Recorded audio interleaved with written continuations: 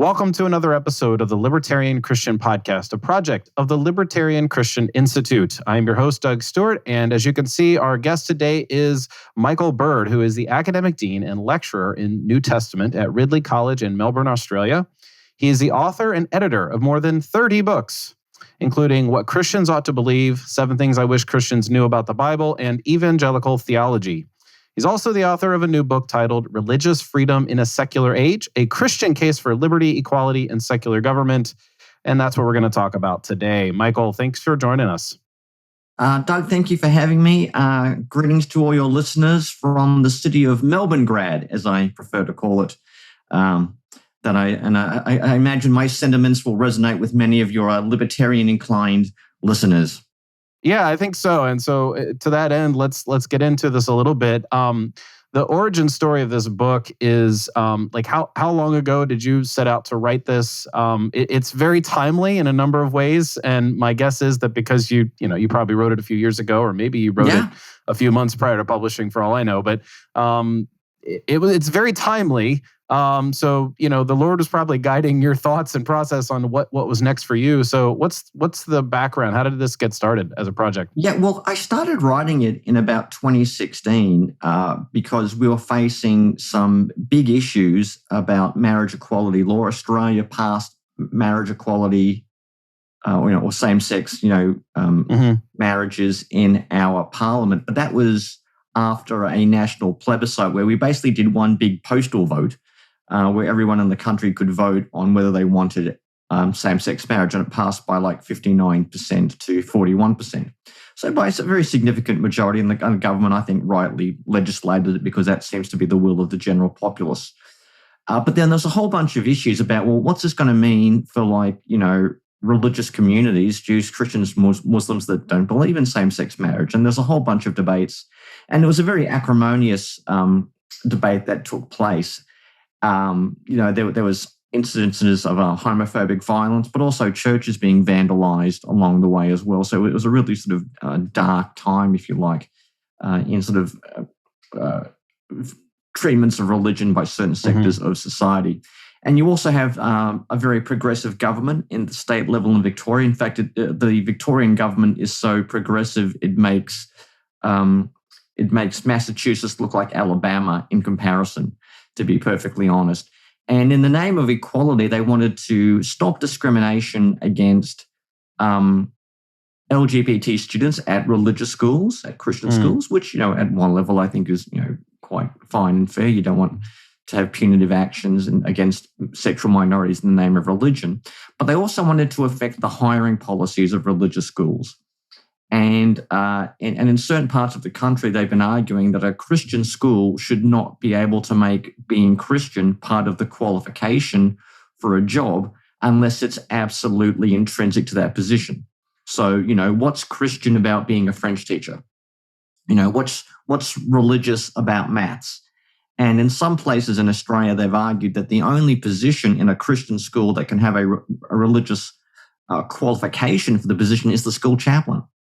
So you can't, in some places, you can't even insist that the principal of the school be Christian, or a Muslim school or a Jewish school. Now, it varies between state to state, but these are the kind of debates that are going on, and they're trying to balance allowing religious schools to maintain their religious identity and integrity, but also wanting to have an open and inclusive policy, even more so since even our religious schools do receive a little bit of government and public funding.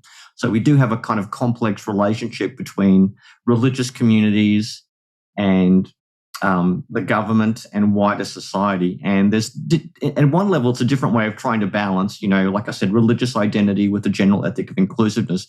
But in some cases, it does seem to require compromising on the ability of religious schools to hire and fire according to their religious values. So it's kind of debates like that have been going on. We've had huge discussions about, should we have a religious discrimination bill? There was one proposed in our parliament, but it got defeated.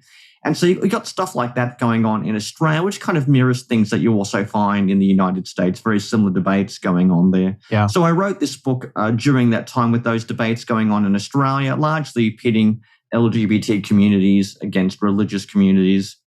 But around the same time, where I was expecting a big sort of secular boogeyman to come on the scene, Donald Trump was elected president of the United States, which clearly changed the texture of the political context of the United States. Certainly had big judiciary applications as well, and I think we're seeing that not just in the overturning of Roe versus Wade, but also a whole bunch of other decisions related to church and state relationship, largely driven by Trump appointees.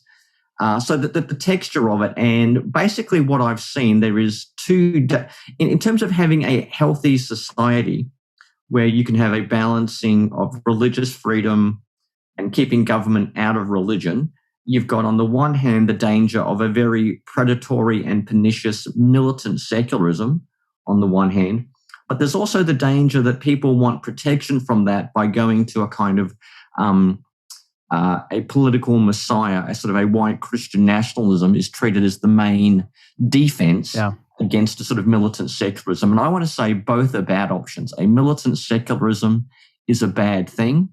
But by the same token, trusting yourself to a political messiah with more libertarian or even conservative tendencies, I don't think is the solution. What we need to help in these various conflicts, between church-state relations, LGBT rights, and religious identities, what we need, I think, is a very a holistic and well-rounded secularism, which means we're not going to live in a theocracy, but government's not going to tell you how to do your religion either. So that's roughly what the book is about, making the case for a good, generous secularism that I think will advance the rights of all communities and defend people of all faiths and none.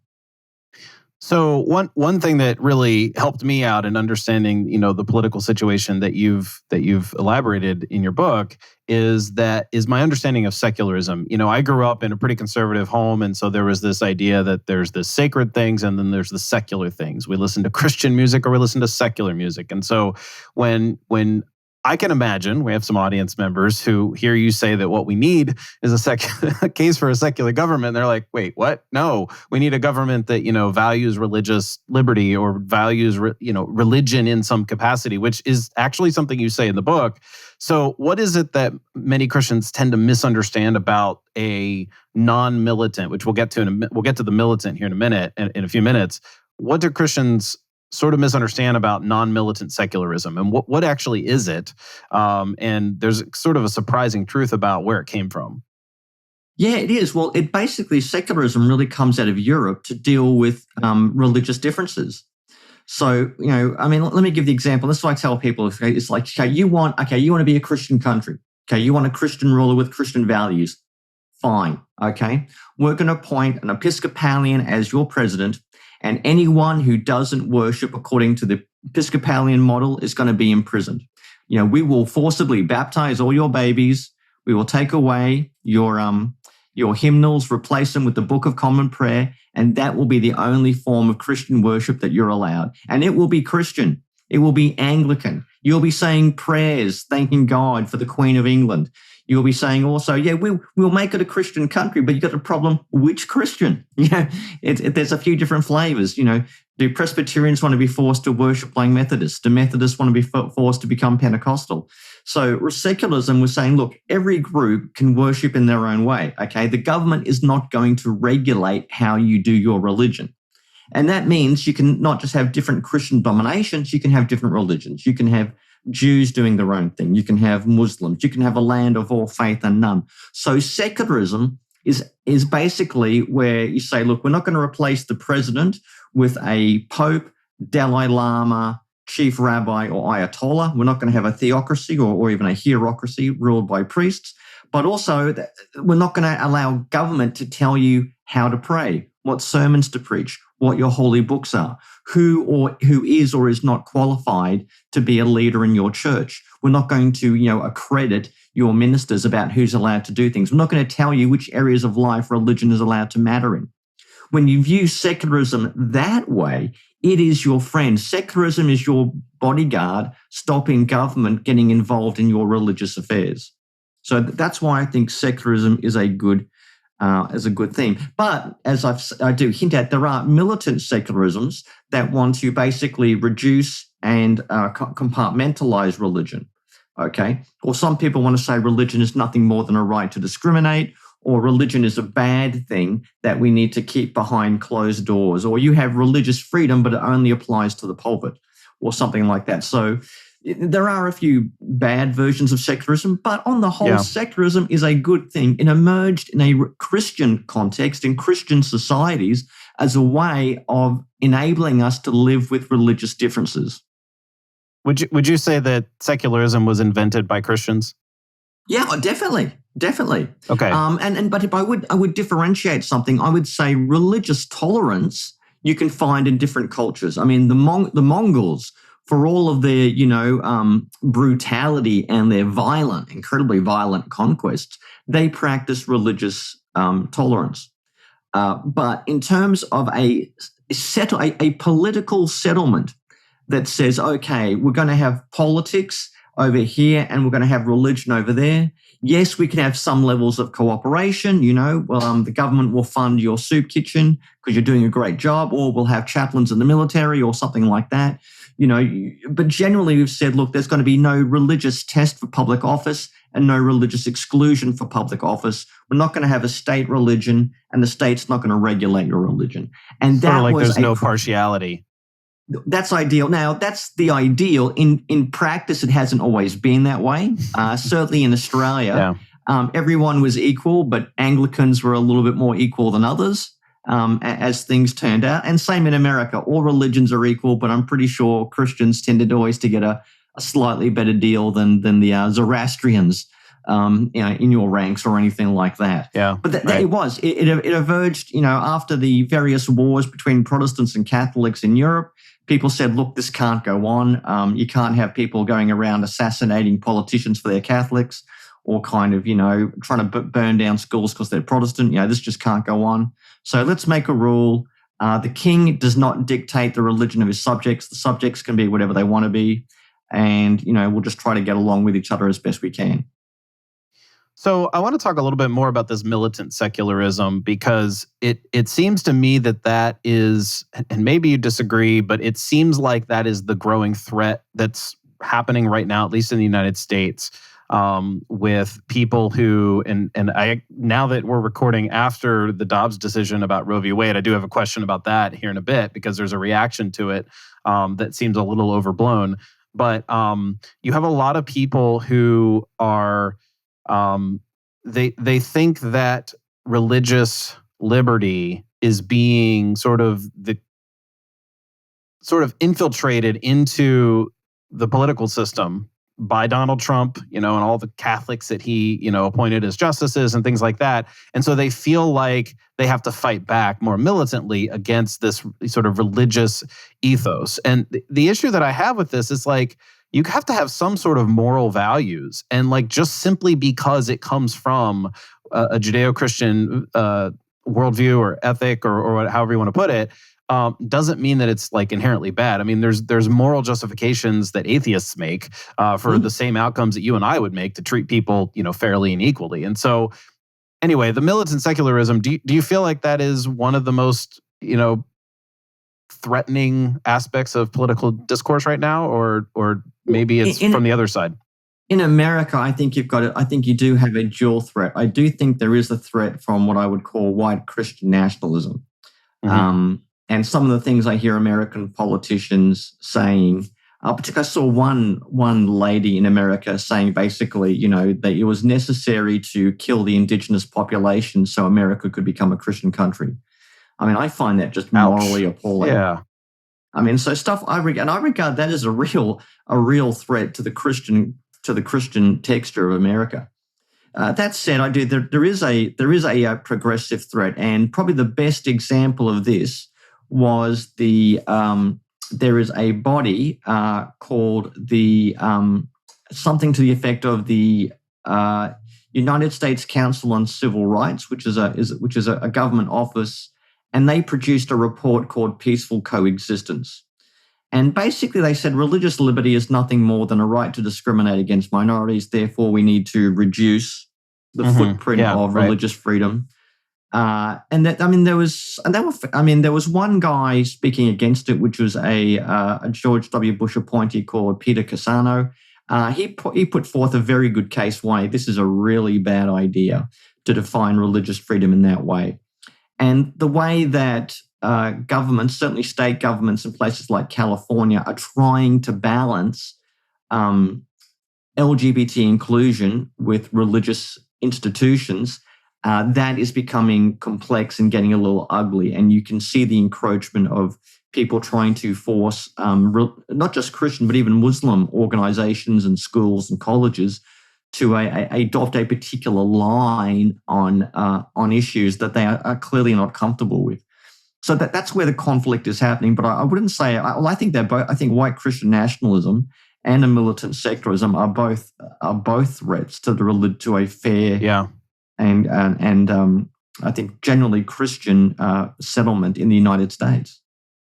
Yeah, I think maybe I feel like the threat from the left or the militant secularists is more close at hand.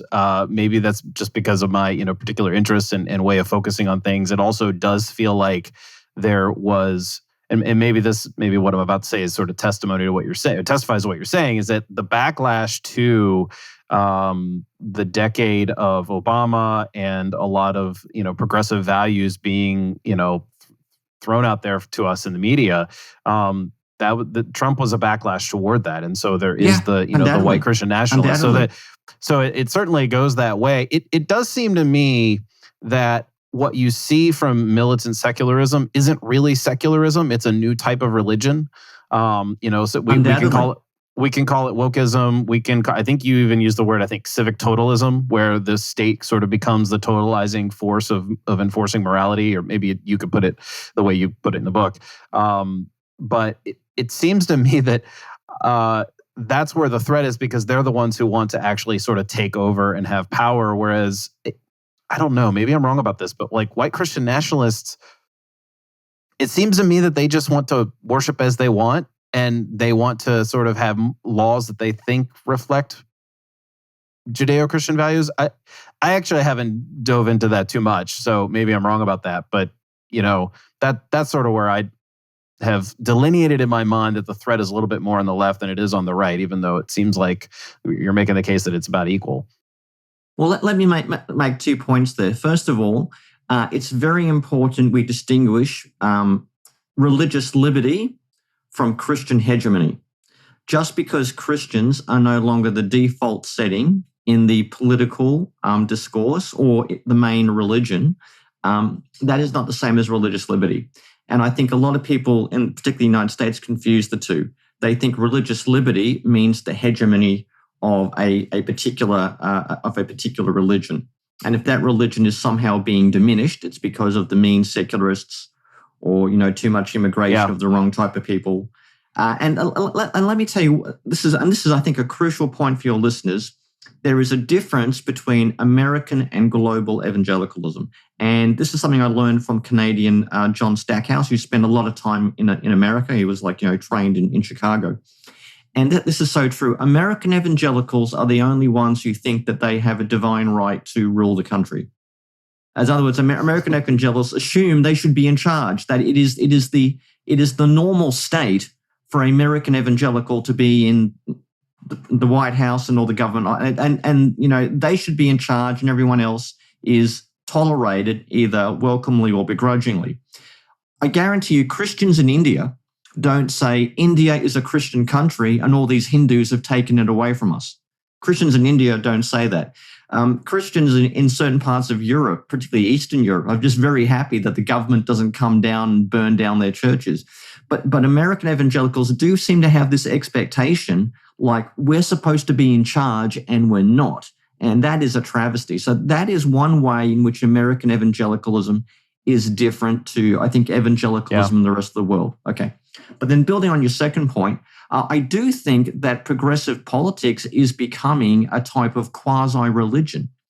And, that's becoming more and more apparent to me every day. And I think you see a lot of religious energy that's leaving the mainline churches, which is decreasing, is then being applied to political activism. So American, I thought this is probably true globally, but the political divides are becoming more like religious sectarian divides. I mean, the difference between Democrat and Republican is becoming increasingly like Protestant versus Catholic or Sunni versus Shia.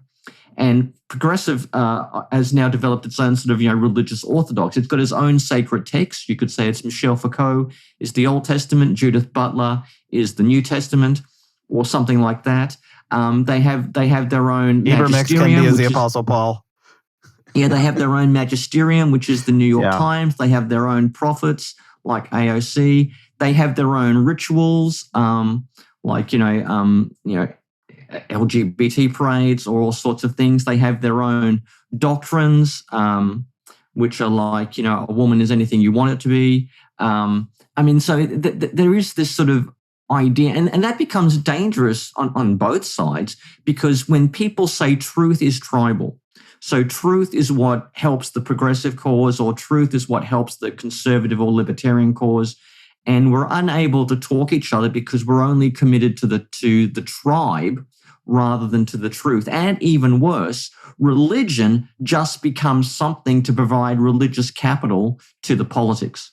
And that is what really concerns me. I tend to think someone who is well-read in their scriptures and well-read in their culture should never be able to identify wholly with the political left or the political right. I tend to think Christians who are soaked in the values of Scripture are going to find themselves as a little feeling out of sorts on both the political left and the political right. I mean, I'll tell you, I do not fit into the US dichotomy.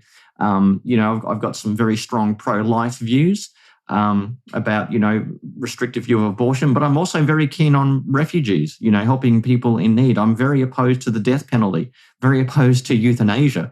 Now, that sort of pro-life view does not map onto the American political divide as it goes. So I tend to think it would only not map onto it if you're only dealing with red and blue, but you add the purple libertarian in, and you're actually sort of like everything you just said sort of fits in with where I am, at least. Well, maybe I'm a closet libertarian and I did not know it, and maybe I need to have a coming out libertarian. A libertarian reveal party. Do you guys do them? Libertarian reveal parties? we you might be our first. Okay, we'll see. We should do that. A libertarian reveal party. Okay, I'll have no idea what I should wear, but I'll certainly maybe do I need to take fashion advice from certain politicians? Don't take fashion advice from previous libertarian conferences. Let's just go with that for now. Okay, that's an inside joke for a lot of my listeners. I do not do cannabis. No cannabis. Okay. Neither do I. Well, I've got a book that answers all the remaining questions you might have about libertarianism. I'll send it to you. that we wrote, that LCI, the team at LCI wrote, that you can have. So everything you just described is almost, I wouldn't say it's depressing, but it puts me in the direction of weightiness. Like there's this big sigh, and it's like, how do we move forward when you've got, white nationalists on the right of me and, woke religion on the left of me? And it's like, how do you even convince anybody that a benign secularism is a wholesome way forward? Yeah, that's a good question. Politically, I don't know whether this sounds arrogant or not, but there are days where I feel like the one sane guy in the asylum, dealing with various sort of people who live in two different realities. So how do you convince people? Well, one thing, you just have to explain what secularism is, and I think for a start, you've got to tell people that secularism is not one thing; it's 20 different things. The secularism of France, and France is a very secular country, is different to the secularism of Turkey. I mean, the Turkish is a Muslim country, but it was founded to be explicitly secular. The United Kingdom is a secular country. That said, the Queen is the official head of the Church of England, and the Queen, through the office of the Prime Minister, appoints bishops in the Church of England, and yet it's still a secular country. And then you've got something like Australia, which is very much a halfway house between Australia and the United Kingdom. And then you could look at, sort of secularism of North Korea, which is if anyone finds you being religious, they line you up against the wall and blow your head off. So, there's a wide range of secularisms around the world and what it looks like. And I guess people struggle to find the one that works in their context and creates a society where religion is not this sort of oppressive force on people who don't want that religion or don't want any religion, but also a society where, as George Washington quoted from Scripture when talking to the Jews, I think in Massachusetts, where everyone can sit under their own vine and fig tree and no one will make them afraid. That's what we should do. That kind of settlement is what we should be aiming for. And I think we need more politicians saying, look, we're not going to privilege any particular religion. We will respect our Judeo-Christian heritage, which has, helped us get where we are. But, we need to be a land of all faiths and none where everyone can sit under their own vine and fig tree and no one makes them afraid. So you outline near the end of your book different culture war strategies, and some of them are familiar with people. There's the idea of separatism, which is sort of the Anabaptist Amish tradition, where we sort of stay separate from society and you become your own community, and you're out there, you're an example. People can look over and see that you're doing something different.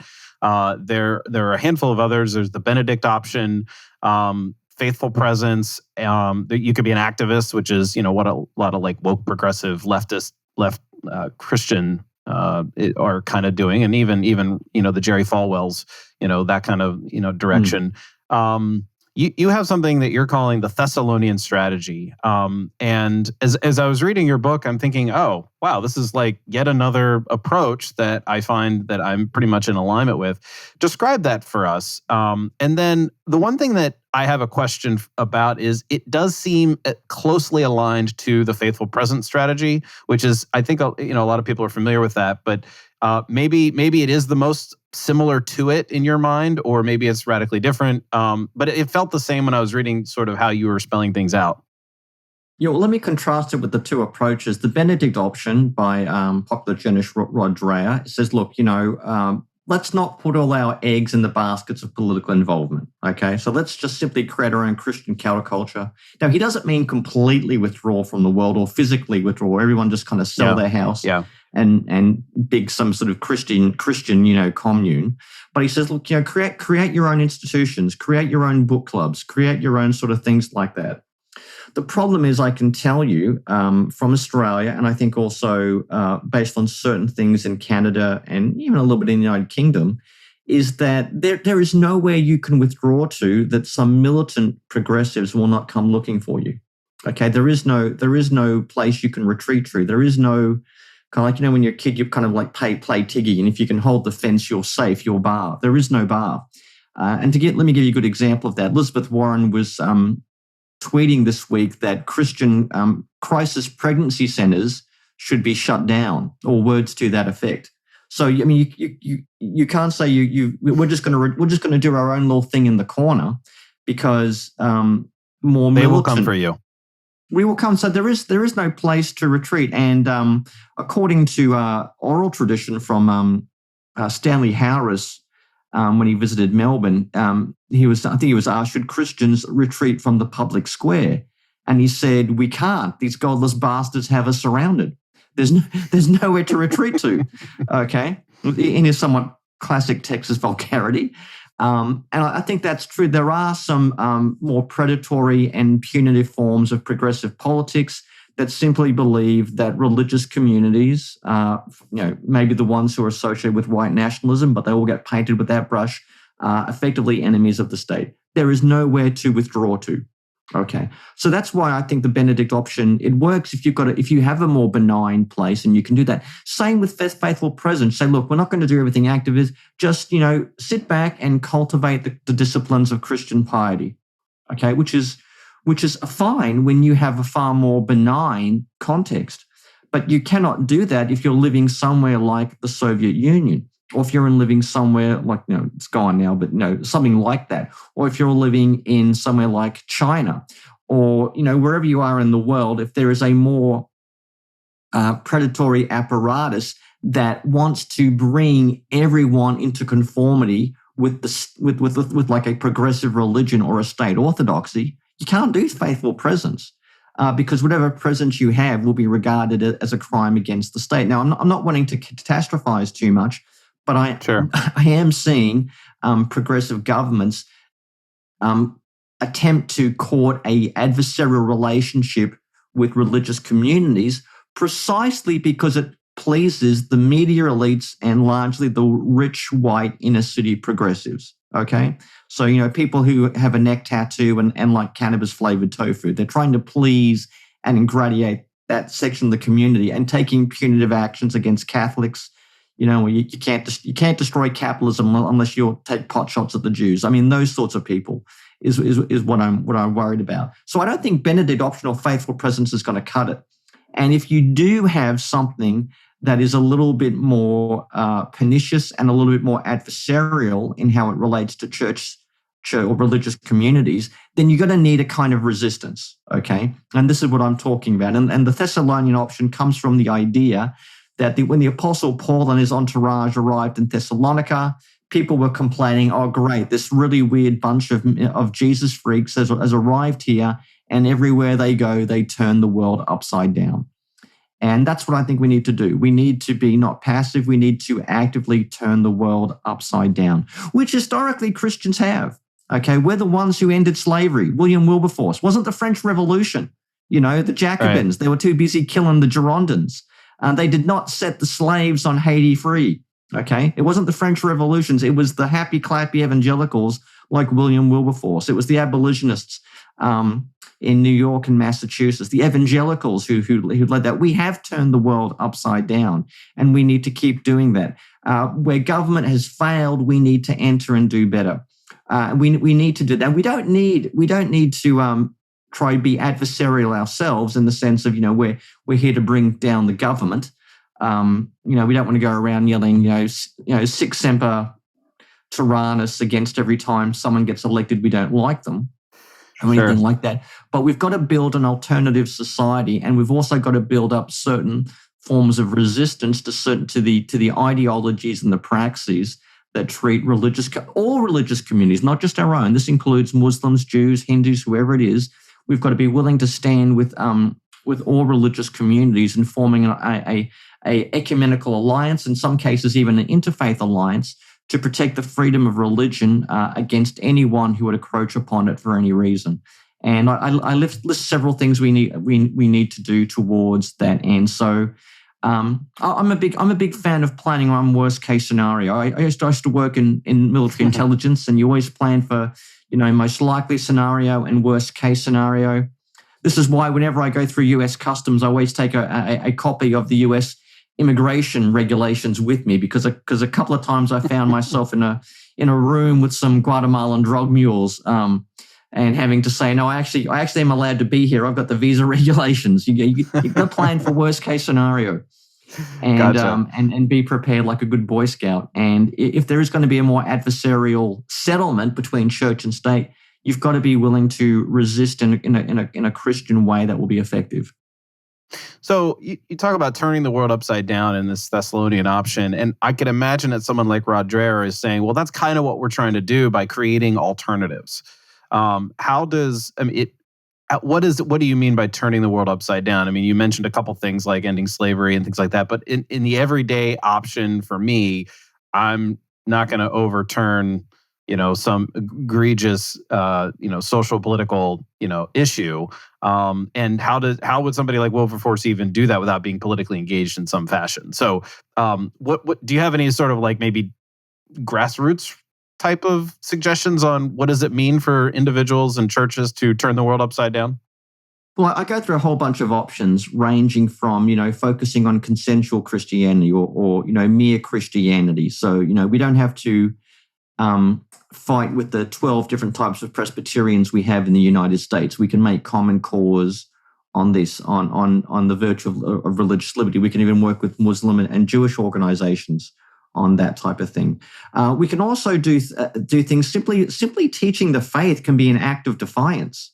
And I would even say, to quote, I'm a big George Orwell fan, and sometimes common sense is the heresy of all heresies, or in when you're living under lies, telling the truth can be considered a hate crime. That type of thing. So we need to keep telling the truth. Now, the fact of the matter is that there is a paradox here when it comes to church-state relationships that I have not completely figured out myself.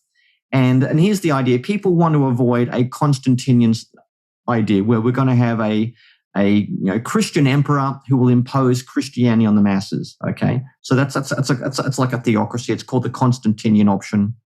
And people say, look, instead, rather than have a Constantinian option, we need to be the prophet on the margins of the society, speaking truth to power. We need to do that. We need to be more like the Martin Luther King, speaking truth to power, something like that. Yeah. The problem is with that, what happens when the power listens? What happens when the political powers actually heed the word of the prophet? And what happens when the powers say, look, how do we implement that vision you're talking about us? Could you be my deputy? Could you endorse some people for me to put into positions of authority to put into practice? Yeah. Which means you're then stuck in a kind of vicious cycle going from Constantinian into, prophet on the margins, to Constantinian, back to prophet on the margins. And this is sort of, to be honest, I haven't figured out how to get out of that loop and what the solution is. But I think part of the solution is a healthy, generous secularism where you can have a religious voice in our politics without the religious domination of our politics. Yeah. Well, I was going to respond and say, well, the answer is in part what you're offering, which is we need to have an embrace of secularism so that we don't ruin Christianity by making it seize power. Because, a lot of times when people want to point to the horrific things in the church, it's often because they had state power throughout history. It's not, I can't say I'm not a historian, but like that. Those are the prominent things that people think of, is that the church has state power. When it has the sword and isn't just bearing the cross, then it's going to commit violence. What happens when Caesar listens to the prophet? That is a very important question. And exactly. For me, I've heard people, I don't know if N.T. Wright has sort of said this specifically, or if I've heard him sort of have conversations with people about it. But like, what happens when you want to influence the state, and it says, God owns all things, God is, making all things new, and that also means governments and things like that. And it's like, well, hang on. If you're saying to if the government is sort of having a come to Jesus moment, whatever that means, you don't automatically be like, all right, yay, theocracy, because it came to Jesus. Like, you're right, there is a paradox there. And I would often say, it's like, if a pimp comes to Jesus, he's not going to pimp in a Christian way, right? And so there are certain elements of the state that are going to simply need to go away and sort of transition to something that is more secular in the way you're putting it, and also more Christian, because it's based on liberty, freedom, individual, cooperation with others. Yeah, I think that's exactly the paradox, and that it's kind of like you want the government to be Christian enough that it reflects Christian values, but not too Christian that it becomes an oppressive force on different types of Christianity or on non-Christians. And this is, I kind of like the idea of us having Christian principles. That's why we have things like, public schools, we have healthcare, we have a justice system that's justice for all, not just justice for the rich and powerful. So our whole society a Western society is premised on Christian values. Even some of our and here's the other thing, even some of our progressive values are types of Christian values, but we're just kind of, weighing things up together. take the abortion debate. I think defending the voiceless and vulnerable is a Christian view, but also saying women should have control over their own bodies. That's also a good thing. Women should not rely on men telling them how are they allowed to wear makeup, what can they wear, being dominated by men. And this is the debate in our Christian civilization. We're having in-house Christian debates, but only one side of the debate is explicitly aware that they're arguing Christian currency. And this is a point I learned from the English author Tom Holland. He says our culture wars is we're both arguing about Christian things with Christian language and Christian currency, but only one side of the debate is aware that this is an in-house Christian debate. The political left thinks they're just simply the representatives of a sort of, French atheism or something like that, where many of our progressive values are in fact very Christian. And we're just trying to figure out a way to, when two good things conflict, how do we balance them? And, for example, LGBT people should not be subject to violence, harassment, or discrimination, that type of thing. But by the same token, Christians and various religious communities have argued marriage is between a man and a woman to the exclusion of all relationships. So how do you defend, people who have been marginalized and treated as social lepers and pariahs with this, religious view of marriage? How do you balance the two of them? These are two Christian things we're trying to balance together, but only one side of the debate is arguing that their position is Christian. The other side of the debate is trying to say that their position has nothing to do with religion at all. So that's part of the debates we're having. I think in all of Western civilizations, we're still coming to grips with our Christian heritage, what it means, and how we live it out. Are you inherently optimistic or pessimistic? I'm pessimistic. I am. Like I said, I'm the guy who carries the immigration regulations with him when I go through US customs. Because if I'm meant to be teaching at a Christian college or something, and the guy says, "Well, your visa doesn't say you can do that," I said, "Well, I don't need it because I've got a B2 visa." And he says, "Well, I don't think so." And I says, "Well, check this out, brah." And I whip out the regulation. So I am pessimistic. And my one of my fears is that we could end up with a white Christian nationalism. Consider this. Imagine if the January 6th riot was successful and Mike Pence got hung.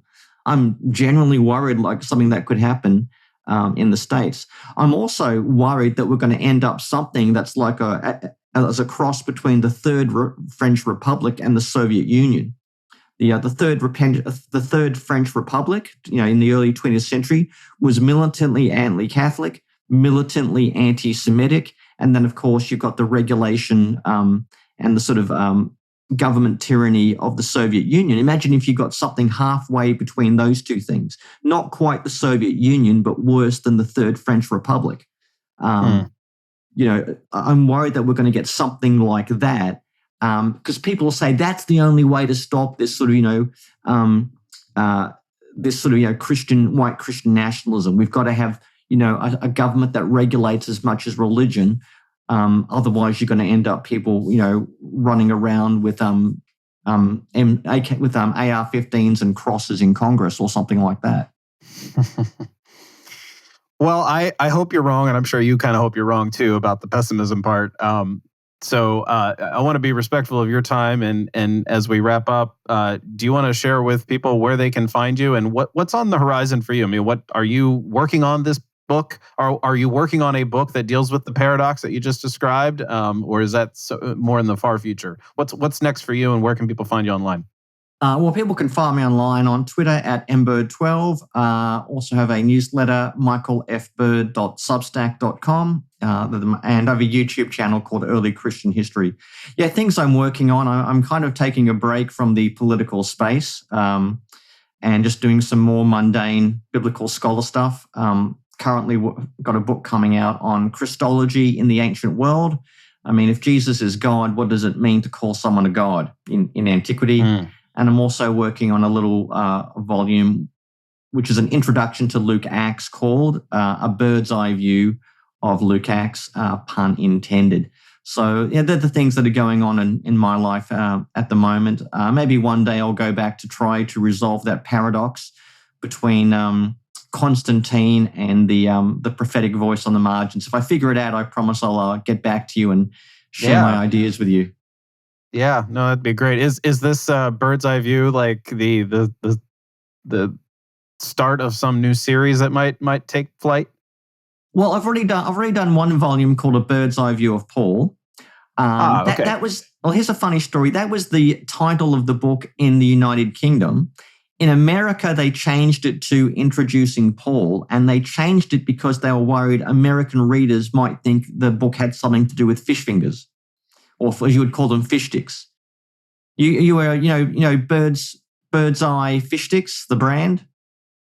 No, I didn't. I wouldn't have put that there's together. a brand of fish sticks called Bird's Eye fish sticks. And the American publisher, who will remain nameless, University Press, decided to rename the book Introducing Paul because they were worried that American readers might think that with the words bird's eye, it had something to do with frozen food in your shopping aisle. All right. Well, anyway, hopefully we'll get the right title maybe in the next one in the US here. Well, Michael, I appreciate you joining me to talk about this important topic. I appreciate the contribution you've made, and I hope we can. I hope our listeners can gain something from this conversation, of course, and then of course from getting your book as well. So thank you. Okay, thank you very much. It's great to talk to you, and I look forward to my libertarian reveal party. Just send me the fashion instructions. Just note, I don't wear hemp. Hemp's a great fabric, but I don't wear hemp. But let me know some fashion tips for my libertarian reveal party. I really do look forward to this. All right, will do.